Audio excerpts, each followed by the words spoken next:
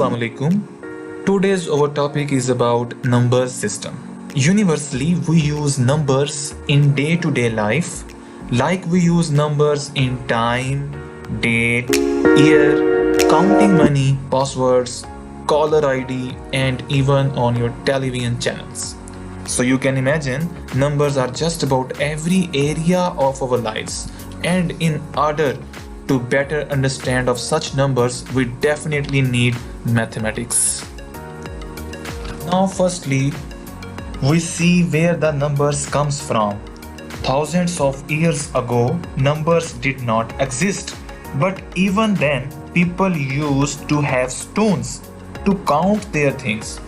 After some time, bar system was introduced where bars were used to tell numbers. To tell 1, they use single bar, to tell 2, they use double bar, and up to so on.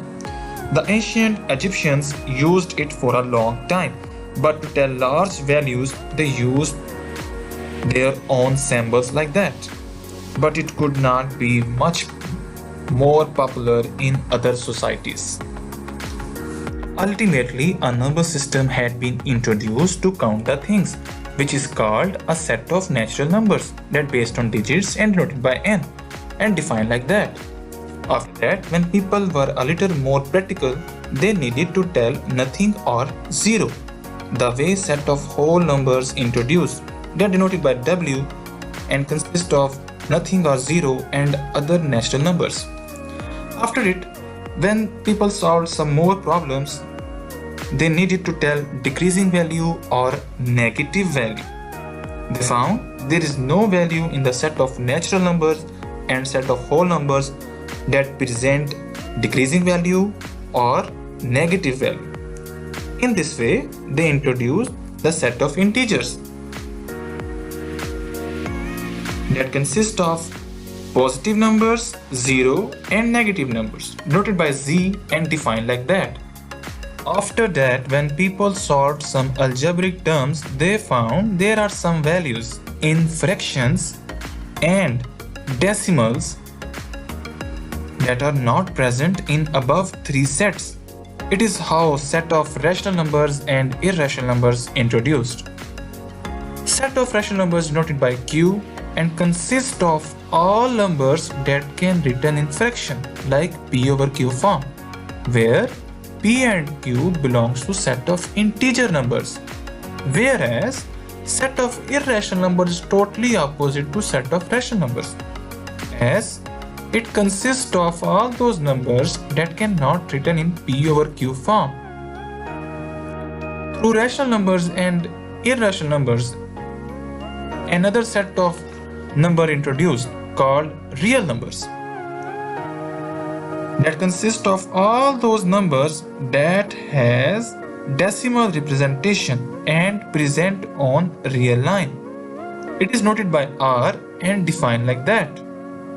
Now we identifying rational and irrational numbers by some examples.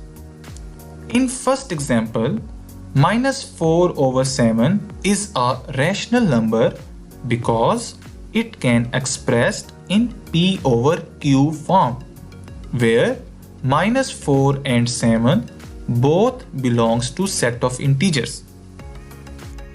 In second example, 10 is also a rational number because it can also expressed in p over q form.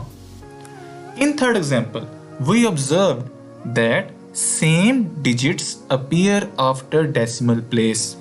When same digits appear after decimal place, it is also a rational number. In fourth example, we observed that finite digits appear after decimal place.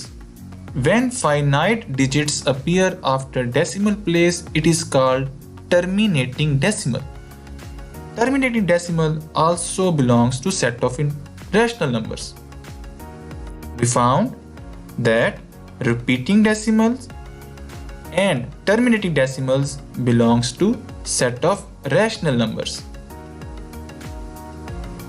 In fifth example, when we solve pi, we found that It has non-terminating and non-repeating decimal place.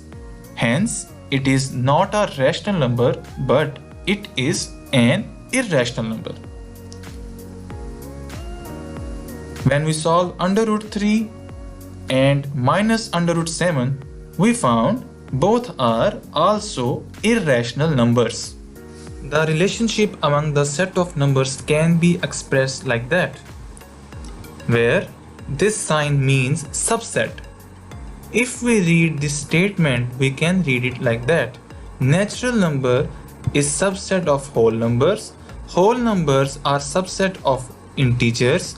Integers are subset of rational numbers, and all actually can be expressed on a real line. So all of them are actually subset of real number. This relation can better understand by the following figure, where we see that the relationship among this set, where real number are actually combination of rational number and irrational number, and all of these values can be expressed on real line. Now we switch to exercise, where we found which number belong to which set. For example, -6 belongs to integer set, rational number set, and real set. So can you tell me positive square root of 23 belongs to which set? The answer is it is an irrational set, and because all of these numbers can express on real line, that's why all of these numbers are real numbers. Now your job is to determine which number belong to which set. The number may belong to more than one set. You can answer this in the comments.